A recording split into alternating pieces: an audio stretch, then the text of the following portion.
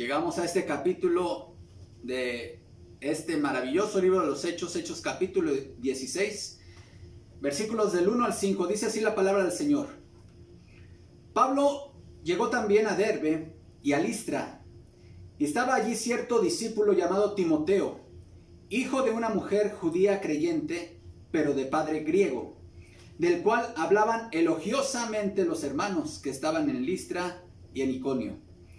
Pablo quiso que éste fuera con él, y lo tomó y lo circuncidó por causa de los judíos que había en aquellas regiones, porque todos sabían que su padre era griego. Según pasaban por las ciudades, entregaban los acuerdos tomados por los apóstoles y los ancianos que estaban en Jerusalén para que los observaran. Así que las iglesias eran confirmadas en la fe y diariamente crecían en número. Amén. Vamos a orar. Padre, gracias por tu palabra. Gracias, Señor, porque tu palabra siempre es fresca, siempre es actual. Siempre tienes algo que decirnos, Señor, con el propósito de que sea aplicado a nuestra vida. Señor, usa este tiempo, sé glorificado. Que Cristo sea exaltado, Señor, que tu evangelio sea proclamado y que las almas pasen de muerte a vida. En Cristo Jesús oramos. Amén. 3 principios para un ministerio eficaz. Todos somos ministros. Todos, absolutamente, los que estamos aquí, somos ministros. Nadie se haga a un lado. Si tú eres cristiano, eres un ministro. Si tú eres cristiana, eres una ministra.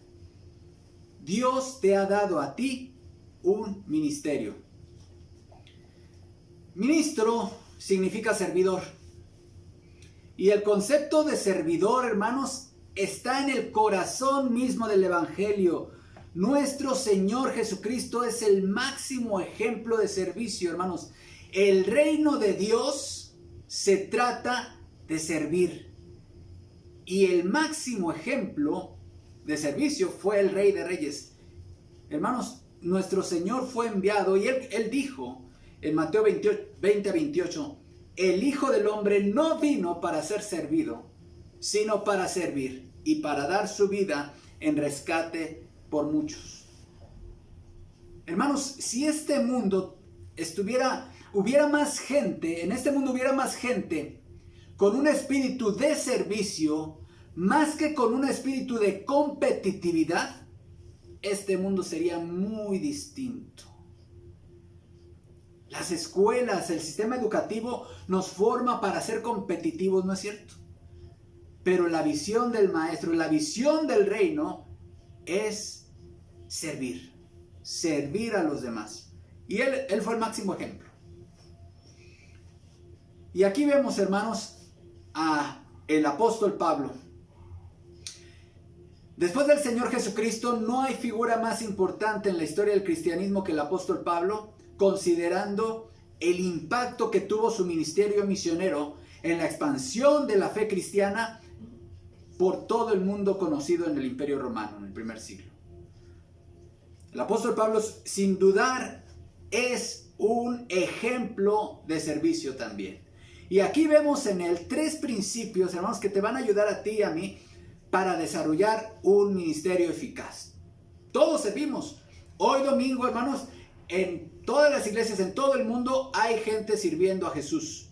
Unos en la música, otros en la predicación, otros en la enseñanza, otros en la dirección, otros en la administración, pero hay mucha gente sirviendo. El asunto no es servir a Jesús, sino servirlo de una forma eficaz.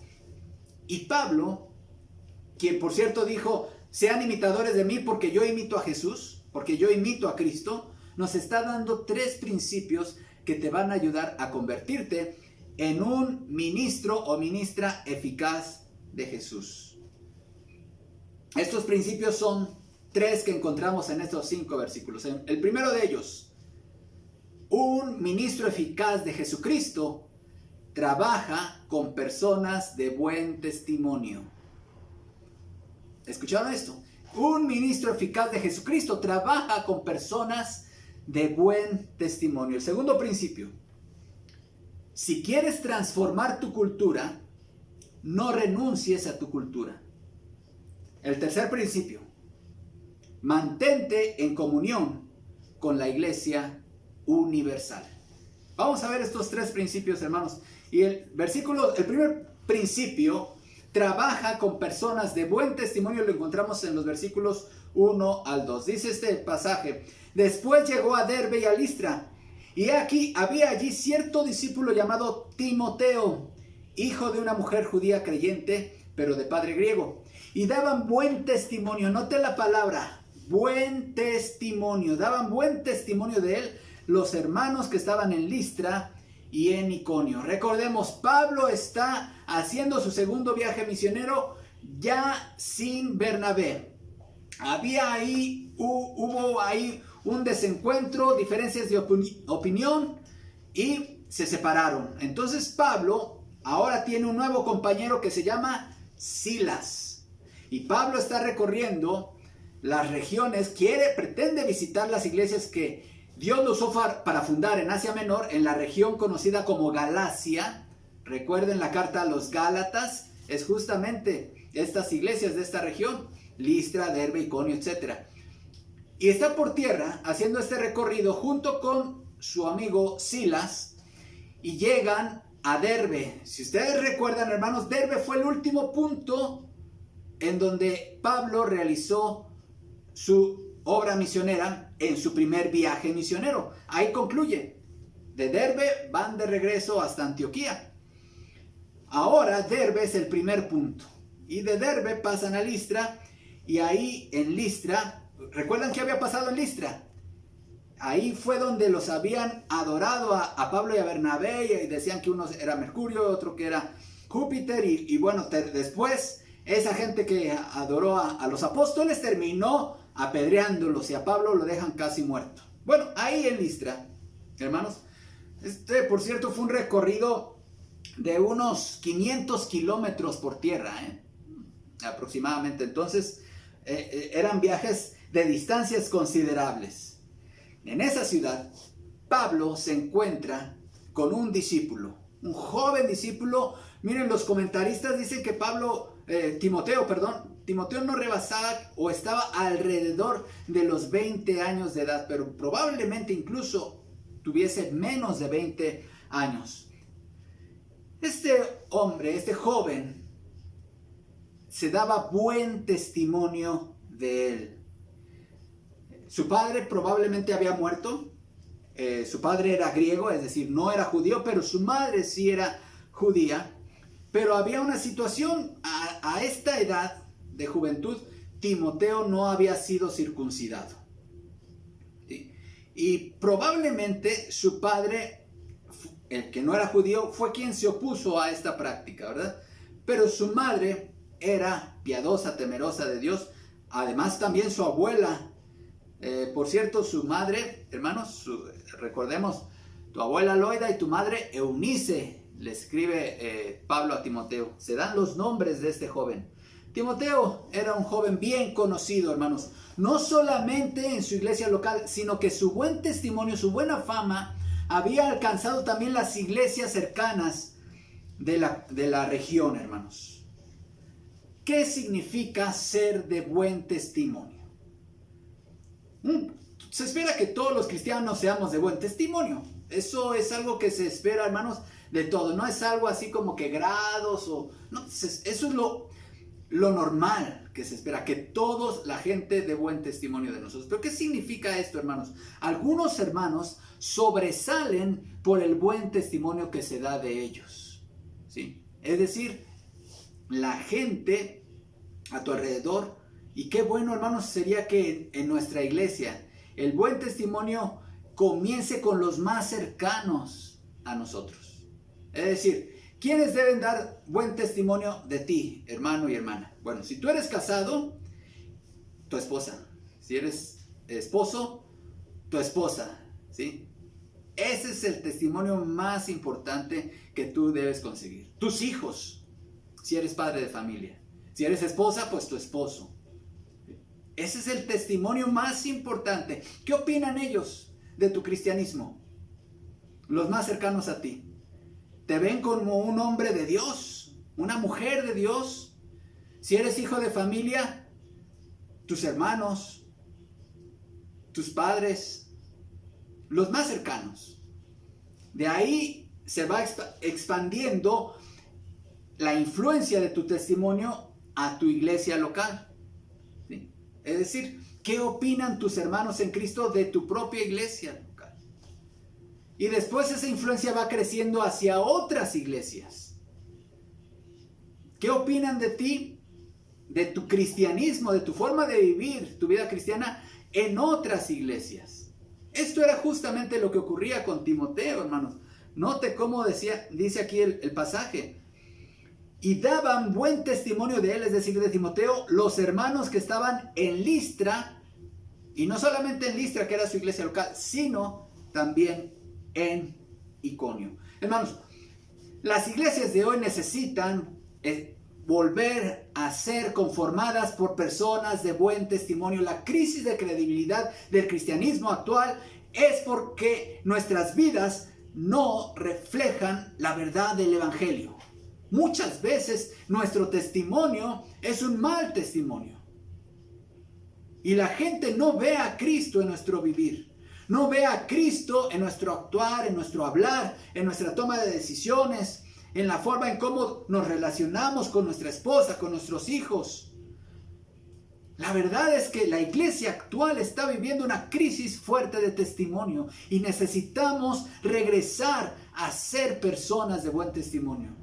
Con nuestros vecinos, con nuestros compañeros de trabajo, en nuestras relaciones con nuestros jefes, con nuestras autoridades, en nuestras relaciones y administración de nuestras redes sociales. En muchos ámbitos de nuestra vida, hermanos, debemos retomar nuestro buen testimonio. Un himno muy antiguo que estaba en el himnario popular, hermanos, dicen, que puedan ver, que en mí puedan ver a Jesús. Que en mí puedan ver a Jesús. Eso es lo que ocurría con Timoteo. La gente de su iglesia veía en él a Jesús y daban buen testimonio de él. Y hermanos, Timoteo era un joven, todavía bajo la autoridad seguramente de su madre. Pero su madre, seguramente tanto Timoteo como su madre presenciaron el apedreamiento de Pablo, del apóstol Pablo, hermanos, porque eso ocurrió en su ciudad. Y ellos conocían los peligros que involucra la obra misionera. Cuando Pablo se acercó, yo me imagino a Pablo acercándose a Eunice, la madre de Timoteo, y exponiéndole la invitación que le hizo a Timoteo de que se uniera a su equipo misionero. Y la madre pues obviamente se iba a preocupar, ¿no? Oye, pues si a ti, Pablo, casi te apedrean, y ahora mi hijito va a ser ya de tu equipo, ¿cuántos peligros va a enfrentar? Pero su madre no se opuso. Su madre le permitió a Timoteo unirse al equipo de Pablo. Padres de familia, está bien que impulses a tus hijos. Yo estoy a favor de que impulsemos a los hijos al estudio, a la superación, a hacer una carrera. Eso es algo muy importante. Pero que nunca los padres seamos un obstáculo para los hijos para que no sirvan al Señor. Si tu hijo, tu hija, desea involucrarse en el servicio cristiano, sé como Eunice, la mamá de Timoteo, que no le impidió a su hijo ir con Pablo. Pero vamos al segundo punto, hermanos. El primer punto ya lo vimos. Pablo se rodeaba de personas de buen testimonio. No cualquiera podía estar en el equipo misionero de Pablo. Timoteo sí pudo estar porque era gente de buen testimonio, hermanos. Pero otro principio, si quieres ser un ministro eficaz, no solamente debes rodearte de gente de buen testimonio, sino también, si quieres transformar tu cultura, no renuncies a tu cultura. Y esto lo vemos en el versículo 3, hermanos. Versículo 3. Pablo quiso que éste fuera con él y lo tomó y lo circuncidó. Hermanos, vean cómo dice. Quiso Pablo que éste fuese con él y tomándole le circuncidó por causa de los judíos que había en aquellos lugares, porque todos sabían que su padre era griego. Y uno se pregunta aquí, llega este versículo y dice, bueno, por fin. ¿No que la circuncisión ya no aplicaba en la fe cristiana? No hubo todo un debate ahí, primero en Antioquía con los judaizantes y después se hizo todo un viaje hasta Jerusalén. Se discutió el asunto, hubo una decisión por parte del Espíritu Santo guiando a los apóstoles de que no era necesario la circuncisión para ser salvos. Y entonces, ¿por qué aquí Pablo tomó a este joven Timoteo y lo circuncidó? Alguien pudiese decir, es una contradicción. Bueno, el mismo pasaje, hermanos, si ustedes lo ven, da la razón. En ningún lado dice que Pablo lo circuncidó para que Timoteo fuese salvo. Él ya era salvo, ya daban buen testimonio de él los hermanos. Dice que lo circuncidó por causa de los judíos que había en aquellos lugares, porque todos sabían que su padre era griego. Pablo lo que está siendo estratégico, hermanos. ¿Cuál era la forma de evangelizar de Pablo cuando llegaba a una localidad donde no había iglesia, hermanos? ¿Con quiénes empezaba a predicar el evangelio? Con los judíos. Pablo siempre llegaba en un Shabbat, en un día de reposo, y entraba a la sinagoga. Ahora, imagínense que Pablo llegara con su equipo, y bueno, Pablo y Silas no tendrían ningún problema, pero Timoteo era hijo de judía y no estaba circuncidado. Timoteo no tendría acceso a la sinagoga, y eso podría ser un conflicto, y era una puerta cerrada para que pueda entrar Pablo con el evangelio. Así que, hermanos, lo que está haciendo Pablo aquí es ser estratégico, es decir, está reforzando el perfil cultural de Timoteo, de judío, para que eso le abriera puertas, hermanos, puertas para predicar. Y esa era una estrategia válida, hermanos, no es una estrategia mala. Pablo de hecho habla de esto en 1 Corintios 9, y vaya conmigo por favor a este pasaje. 1 Corintios 9, versículo 19. Por lo cual, siendo libre de todos, me he hecho siervo de todos para ganar a mayor número. Me he hecho a los judíos como judío para ganar a los judíos. A los que están sujetos a la ley, aunque yo no esté sujeto a la ley, como sujeto a la ley para ganar a los que están sujetos a la ley. A los que están sin ley, como si yo estuviera sin ley, no estando yo sin ley de Dios, sino bajo la ley de Cristo, para ganar a los que están sin ley. Me he hecho débil a los débiles, para ganar a los débiles. A todos me he hecho de todo, para que de todos modos salve a algunos. Y esto hago por causa del evangelio, para hacerme copartícipe. Note esta palabra, copartícipe de él. Hermanos, el corazón para creer en el evangelio es una obra que hace Dios. Dios abre los corazones para que la gente crea en Cristo. Pero las puertas de la cultura, esas las abres tú. Esas las abres tú. Hermanos, y vemos aquí, hermanos, que debemos de nosotros tener mucho cuidado a la hora de identificarnos culturalmente con aquellos a los cuales pretendemos ganar para Cristo, hermanos. Es verdad. ¿Cuál es nuestra primer identidad y la más importante de todas? Somos cristianos. Eso es lo primero, hermanos. Y si nosotros pertenecemos a una iglesia local, a la iglesia universal, hermanos, entonces nosotros como cristianos formamos parte de una cultura cristiana. ¿Por qué les llamaron cristianos en Antioquía por primera vez? Porque la gente fuera de la iglesia vio a los hermanos que eran seguidores y vivían como Cristo. Entonces ellos son cristianos, identificaron una subcultura dentro de la cultura. Pero recordemos, hermanos, nosotros somos cristianos y esa es nuestra primera identidad. Es lo primero que debe de ver la gente. Lo más importante de nuestro perfil cultural es ser cristiano. Y por supuesto que nosotros nos regimos por los principios y los valores de ese reino al cual pertenecemos. Pero no olvidemos, estamos transitando en este peregrinaje como ciudadanos también de un país. Es decir, el que tú seas cristiano no significa que no seas mexicano. no significa que no estés inmerso en una cultura nacional. Que no seamos, que no formemos parte de la cultura, en este caso del centro del país o del estado de Puebla, hermanos. Y todos nosotros compartimos rasgos culturales y no podemos abstraer y no debemos abstraernos de nuestra cultura, hermanos. A medida que tú te abstraes de la cultura a la cual quieres ganar, te está cerrando puertas. ¿Sí? Hay muchos elementos, por supuesto, hermanos, y los misionólogos lo afirman. Mucha gente que quiere ganar alguna etnia para Cristo tiene que hacerse de esa etnia. Muchos terminan incluso vistiéndose a la usanza de cómo se visten en esa etnia. Empiezan a usar términos que usan en esa etnia.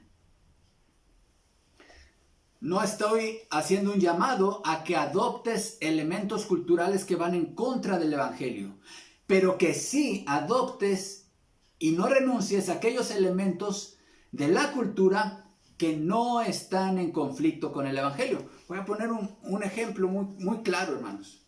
La mayoría de los jóvenes y de los adultos en México son aficionados al fútbol, ¿no?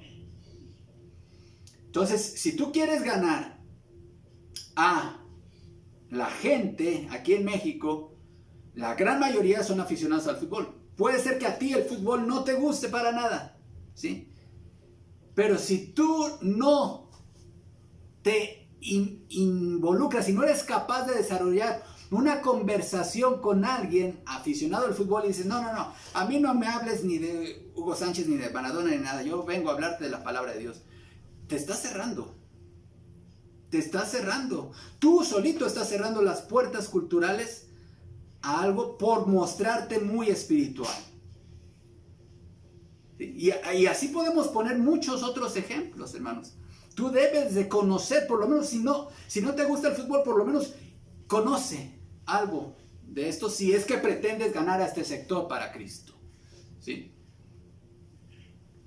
Pablo era un hombre estratégico y él circuncidó a Timoteo justamente por abrirse puertas entre los judíos. Entonces, si quieres, ese es el segundo principio, hermanos. Si quieres ganar a tu cultura, hazte parte de la cultura. ¿Sí? Si tú eres un cristiano ahí en tu oficina que no le habla a nadie, que siempre a ti te conocen como el religioso, el que siempre está ahí callado, que nunca, si hay cumpleaños de alguien de la oficina, nunca se acerca, nunca coopera, no, porque ustedes son del mundo, yo soy del reino. Vamos, te está cerrando puertas. Eso no fue. Miren, el más grande misionero que ha existido es nuestro Señor Jesucristo. Él fue enviado por el Padre y Él se hizo uno de nosotros. Él ejerció su ministerio misionero de forma encarnacional. Y Él, hermanos, creció y vivió en medio de una cultura, ¿sí? Y Él conocía, hermanos, la forma de vivir. Y no solamente la conocía, sino que Él iba a bodas judías, ¿sí? Él conocía los dichos y los refranes de su cultura. Se vestía como gente de su cultura, hermanos.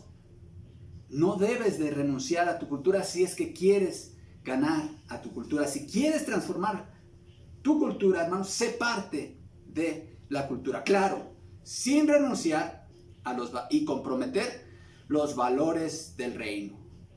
¿Sí? No estoy aquí estimulando que nadie se involucre en actividades pecaminosas o que son cuestiones contrarias a los principios de Dios. Pero sí, aquellos que no tienen nada de malo con el evangelio, no tienes por qué renunciar a eso. El tercer principio, mis amados hermanos. Ya hemos visto hasta ahorita 2 principios para ser un ministro eficaz de Jesucristo. El primero, trabaja con gente de buen testimonio. Gente con buena fama. Gente que vive como Cristo. Segundo principio, si quieres ganar a tu cultura, no renuncies a tu cultura. Y el tercer principio, hermanos, mantén comunión con el resto de la iglesia universal. Versículos 4 y 5. Y al pasar por las ciudades, les entregaban las ordenanzas que habían acordado los apóstoles y los ancianos que estaban en Jerusalén, para que las guardasen.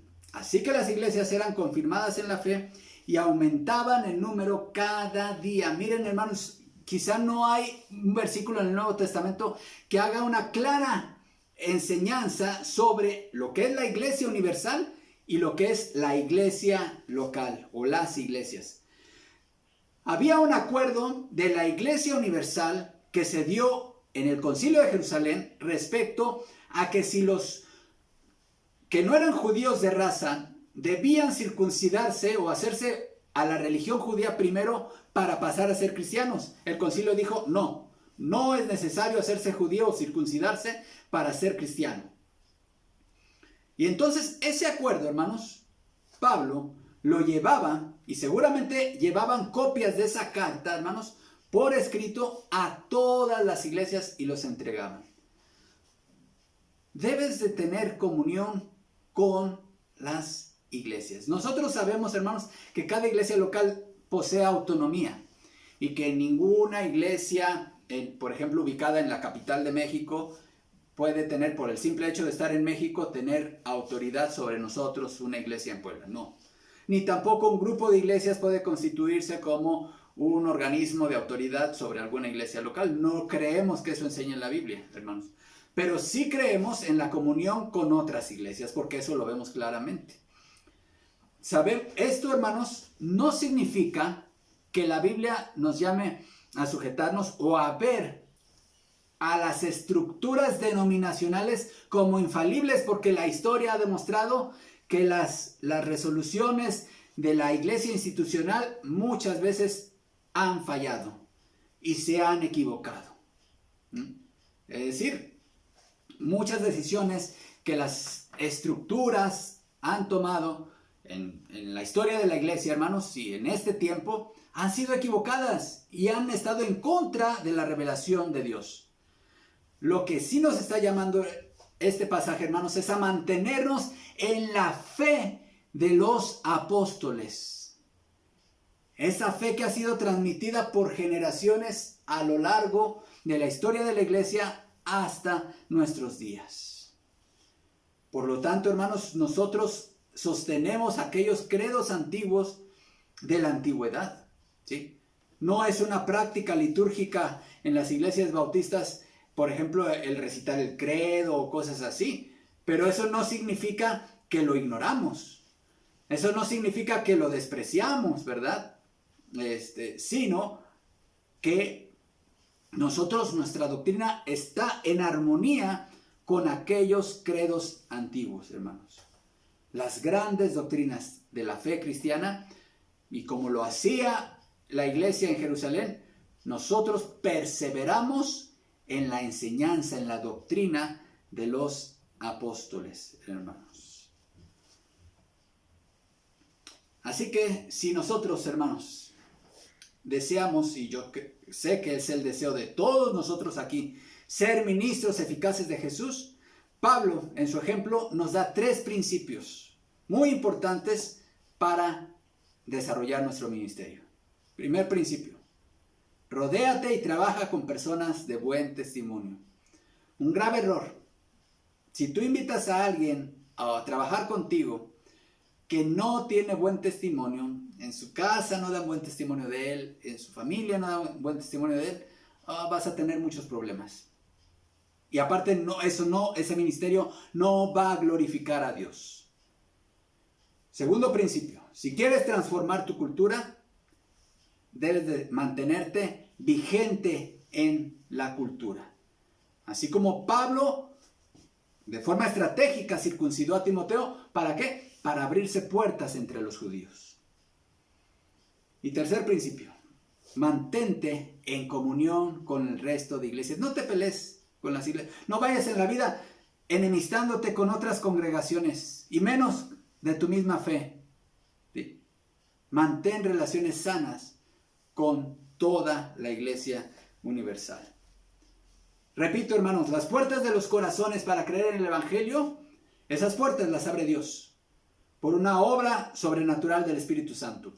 Pero las puertas de la cultura para hacer que la gente te escuche en tu predicación del Evangelio, esas las abres tú. Así como Pablo fue estratégico, nosotros también estamos llamados a ser estratégicos. 3 principios, hermanos, para un ministerio eficaz. Vivimos en un mundo que está padeciendo, que requiere urgentemente de nuestra ministración, hermanos. Solamente en Cristo, solamente en su cruz está la esperanza verdadera. Cristo, el máximo ejemplo de servicio, vino, dejó su trono, murió por nuestros pecados y resucitó, hermanos. Ese fue el más grande acto de servicio para reconciliarnos con Dios, para que tú obtengas el perdón de tus pecados y estés en una relación correcta delante de tu Creador. Entrega tu vida a Cristo, si no lo has hecho. Si Cristo aún no es el Señor de tu vida, entrégale tu vida hoy mismo. Clama a Él por el perdón de tus pecados y dile: Señor, aquí estoy. Creo en tu cruz, creo en tu sacrificio, me entrego a ti. Oremos. Padre, gracias por tu palabra. Gracias por este ejemplo que vemos primeramente en tu Hijo Jesucristo, Señor, al ser un ministro eficaz. Un ministro eficaz, Señor, que ejerció un ministerio encarnacional al venir a este mundo y ser uno de nosotros. Vivió de una vida, de una forma ejemplar en medio de su cultura, sin renunciar a su cultura judía. Él fue el mejor de los judíos. Señor, ayúdanos a que sin renunciar a nuestra identidad mexicana y nacional, seamos los mejores mexicanos, Señor, porque somos tus hijos, porque somos cristianos, Señor. Ayúdanos a mantener relaciones saludables con el resto de iglesias, Señor, que profesan nuestra misma fe y orden. Padre, bendícenos y ayúdanos a ser ministros eficaces para honra y gloria tuya. En Cristo Jesús. Amén.